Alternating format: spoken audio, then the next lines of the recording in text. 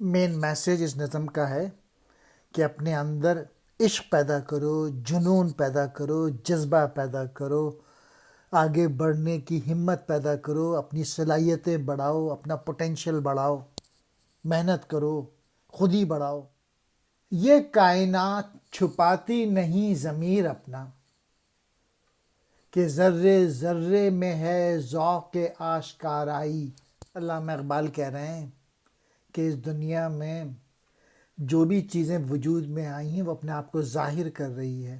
اس طریقے سے ہمیں بھی اپنی صلاحیتوں کو بڑھانا چاہیے۔ جیسے اگر آپ پھول لے لیں، خوشبو آتی ہے گلاب کے پھول میں، چاند چمکتا ہے، ستارے چمکتے ہیں، سورج روشنی پہنچاتا ہے، شعاعیں پہنچاتا ہے۔